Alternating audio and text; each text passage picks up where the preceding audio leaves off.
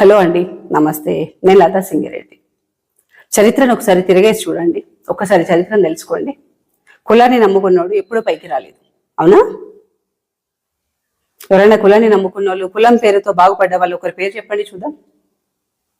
కులాలు కులాలు కులాలని మనం ఇంత కొట్లాడుతున్నాం కదా. కులాలను నమ్ముకున్న వాళ్ళు ఒక్కరిని పైకి వచ్చిన వాళ్ళని చూపించండి నాకు. ఈ పార్టీ కొమ్ము కాసి ఆ పార్టీ కొమ్ము కాసి అక్కడ 5 10 ఇక్కడ 5 10 అడుగు తినడం కాదు. కులాల పేరు చెప్పుకొని సీఎం అయిన వాళ్ళని చూపించండి. కులం పేరు చెప్పుకొని ఎమ్మెల్యేగా గెలిచిన వాళ్ళని చూపించండి. కులం పేరుతో గెలిచినటువంటి ఒక ఎంపీని చూపించండి. అయ్యో అంత దూరం ఎందుకు, ఒక సర్పంచ్ కార్పొరేటర్ని చూపించండి. రాజకీయాల్లో కులాలు అనేవి ఎక్కడా ఎప్పుడు పనికిరావు.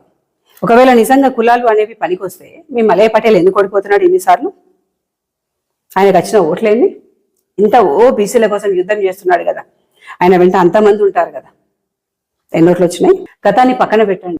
ఇప్పుడు మొన్న రీసెంట్ గా రాజాధికార పార్టీ నుండి ఎంతమంది పోటీ చేసిండ్రు మొన్న కార్పొరేటర్లుగా? ఎన్ని సీట్లు గెలిచిండ్రు? అసలు వాళ్ళకి వచ్చిన ఓట్ల లెక్క ఎంత? వాళ్ళకి వచ్చిన ఓట్ల పర్సెంటేజ్ ఎంత? ఎవరికైనా 50 ఓట్లు 60 ఓట్లు దాటుకుంటూ వచ్చిన ఒక 10 మంది ఉన్నారా? 50 ఓట్లు దాటిన ఒక 10 మంది ఉన్నారా? ఎందుకు వాళ్ళకి ఓట్లు వల్లే? బీసీల జనాభా ఎక్కువ, తెలంగాణలో బీసీల పర్సెంటేజ్ ఎక్కువ. మొత్తం 82% మీరే ఉన్నారు. మొత్తం బీసీలే కదా. ఎందుకు వాళ్ళకి అన్ని ఓట్లు వచ్చినాయి? మరి నేను ఒక బీసీలోనే ఒక తీరు. మరి మలయ పటేల్ అనట్లేదు. మాధవ్ కూడా పోటీ చేసినాడు కదా. మరి రెడ్డి జాగృతి మాధవ్ కూడా పోటీ చేసినాడు కదా. గారి మాధవ్ రెడ్డి గెలిచినారా? ఎందుకు ఓడిపోయాడు? తను కూడా కులాన్ని నమ్ముకున్నాడు కాబట్టి ఓడిపోయాడు. నిజంగా కులం కనుక పనిచేస్తే ఇప్పుడు తను పోటీ చేసిన దగ్గర రెడ్ల పర్సంటేజ్ ఎక్కువ ఉంది, గెలవాలి కదా. ఏ సంబంధం లేనటువంటి ఇంకో రెడ్డి ఎందుకు గెలిచిండు? అసలు సంఘాలతో సంబంధం లేనటువంటి, ఓన్లీ గ్రామానికి మాత్రమే అంకితమైనటువంటి, లోకల్లో మాత్రమే పరిచయం ఉన్నటువంటి, అసలు బయట వాళ్ళకి ఎవరికి పరిచయం లేనటువంటి ఒక రెడ్డి ఎందుకు గెలిచిండు? మాధవరెడ్డి ఎందుకు గెలవలేదు? గెలవలేదు అంటే మరీ అంత భయంకరంగా 50 ఓట్లు రాకుండా కాదు, జస్ట్ 50 ఓట్లతో మాత్రమే ఓడిపోయిండు. ఆయనకు వచ్చినటువంటి ఆ ఓట్లకి ఇంకొక 50 ఓట్లు వస్తే గెలిచేవాడు. 49 ఓట్ల తేడాతో ఓడిపోయినాడు. అంటే అర్థమైందనుకుంటా. మీ జనాభా ఇంత ఉంది కదా, ఎందుకు మీకు 50 ఓట్లు కూడా పడలేదు? జనాలు అన్నీ గమనిస్తూ ఉంటారు. కులాలు ఎప్పుడు కూడు పెట్టవు. ఇవన్నీ ఏంది, మనం గొడవలు పెట్టుకోవడానికి, మనం మాట్లాడుకోవడానికి ఒక సబ్జెక్టు, ఒక టాపిక్ మాత్రమే. అది టైం పాస్ కోసం మాత్రమే.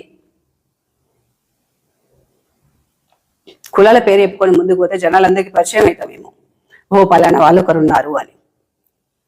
మన మొహం చూస్తే రికగ్నైజ్ చేస్తారేమో, మన ఫేస్ చూసి గుర్తుపడతారేమో. కానీ ఈ కులాల పేరు చెప్పుకొని పోయటానికి ఓట్లు మాత్రం ఎవరయ్యారు. మంచిగా గమనించండి, ఓట్లు ఎవరయ్యారు. ఒకవేళ అట్లా వేస్తే ఈరోజు సీఎంఐ కూర్చుంటుండే మీ ఎలయ పటేల్. ఈరోజు సీఎంఐ కూర్చుంటుండే. ఎందుకు ఎమ్మెల్సీ అడుక్కున్నాడు? పోటీ చేస్తే ఎందుకు ఓట్లు పడలేదు? ఇప్పుడు ఆయన తరపున, ఆయన పార్టీ నుండి పోటీ చేసినటువంటి వాళ్ళకి ఎందుకు ఓట్లు పడలేదు? అంటే కులాలు కాదు ఇక్కడ. వీలైతే డబ్బులు సంపాదించుకోండి. మీ దగ్గర డబ్బులు ఉంటే ఓట్లను కొనుక్కోవచ్చు, లేదు అంటే మంచితనంతో గెలవచ్చు. కానీ కులాలు కులాలు కులాలు అని కుంపట్లు పెట్టుకుంటూ పోతే కులాల పేరు చెప్పుకున్నాడు ఎవడు ఎక్కడ పైకి వచ్చినట్టు చరిత్రలో లేదు. డాక్టర్ ఆర్ఎస్ ప్రవీణ్ కుమార్ గారు ఎంత మంచి లైఫ్ అయినది పాపం. అన్ని వదులుకొని కులం కోసం వచ్చిండు. ఏమైంది? ఎక్కడో మరుగున పడిపోయాడు. పూటకో నాయకుడు గుట్టుకొస్తున్నాడు, పాతోళ్ళని దొక్కేస్తున్నారు. మన చిరంజీవులు గారి పరిస్థితి ఏంది? ఎంత మంచి హోదా నుండి వచ్చిండు, గతం కులం ముద్ర వేసుకున్నారు, అడుగున పడిపోయారు. విశారదన్ గారు టాలెంట్ లేదా? పుష్కలమైన టాలెంట్ ఉంది. కులము కులము కులము కులం అని అరుస్తా ఉంటారు. ఆయన చేతిలో ఏదైనా పవర్ ఉందా? ఏమైనా చట్టాలను మార్చగలుగుతాడా? మైకులు పట్టుకొని మైకులు బద్దలు కొట్టేట్టు ఒరడం అంతే. జనాలకు ఏమర్థమవుతుంది అంటే, వీళ్ళు బట్టలు చింపుకొని మా కులము మా కులం మా కులం అని అరిసేటప్పటికీ విరక్తి పుడుతుంది జనాలకి. వాళ్ళని చూస్తేనే అసహ్యం వేస్తుంది. సొంత కులపోళ్ళకి కూడా అసహ్యం వేస్తుంది వాళ్ళ అబద్ధాలు, వాళ్ళ అరవడాలు చూస్తే. అందుకే వాళ్ళ పర్సంటేజ్ అట్లుంది. జనాల్లోకి పోతే ఇప్పుడు ఇక్కడ ఆహా ఓహో అనేటోళ్ళు ఎవరు ఓట్లు వేయరు. అందుకే ఇంకెవరైనా రాజకీయాల్లోకి రావాలి అనుకుంటే ఫస్ట్ మీరు కులం ముసుగేసుకోకండి. కులం అన్న ఏమంటారు దాన్ని, కులం అన్న నిందను మీకు అంటించుకోకండి. మనం అని ముందుకు వెళ్ళండి, సక్సెస్ అవుతారు. ఇది మా బండి సంజయ్ కుమార్ లాగా అందరినీ కలుపుకొని పోండి.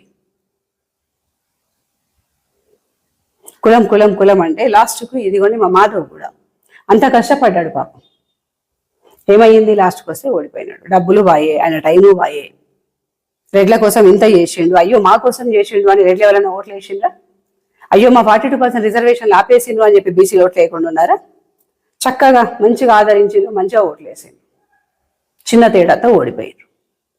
కానీ నిజంగా తమ్ముని ఓటమి చూసిన తర్వాత నాకైతే గట్టిగా అర్థమైంది, కులాలు కూడుబెట్టవు, కులం పేరుతో పోతే రాజకీయాల్లోకి పోవద్దు. ఇప్పుడు కాదు కదా, ఇప్పుడు ఈ కులం పేరుతో విర్రవీగుతున్నటువంటి నెక్స్ట్ సీఎం నేనే అని విర్రవీగుతున్నారు కదా, వాళ్ళు ఎవరు సీఎంలు అవ్వరు. రాసి పెట్టుకోండి. లైఫ్లో ఏదో మరి రేవంత్ అన్న దయ వల్ల ఆయన ఎమ్మెల్సీ అయ్యిండు, కానీ ఆయన చేసి బ్లాక్ మెయిల్కి భయపడి ఎమ్మెల్సీ చేసినట్టున్నాడు. కానీ సీఎం అవ్వడం అంటే అంత మాటలు కాదు. ఫస్ట్ గెలవాలి కదా, గెలిచినాక కదా సీఎం అయ్యేది. ఎట్లా కులాలు కులాలు కులాలని కుంపట్లు పెట్టుకుంటూ ఉంటే ఆ బతక అక్కడికి ఆగిపోతుంది. ఇంకా పోనీ నిజంగా వాళ్ళు కులాల పేరు చెప్పుకొని కులాలకి ఏమైనా ఒరగబెడుతున్నారా? ఈ నాయకుల వల్ల, నిజం చెప్పాలంటే ఈ నాయకుల వల్ల కులానికి ఒరిగిన దానికంటే కులానికి నష్టమే ఎక్కువ.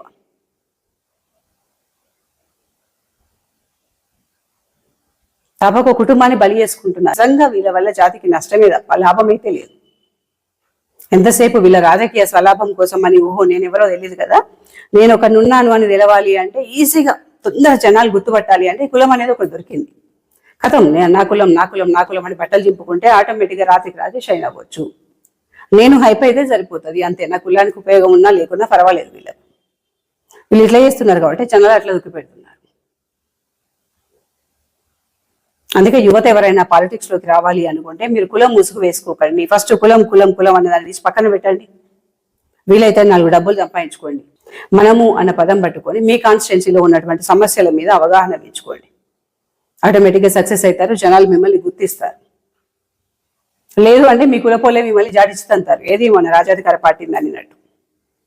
ఆ పరిస్థితి తెచ్చుకోకండి. Thank you.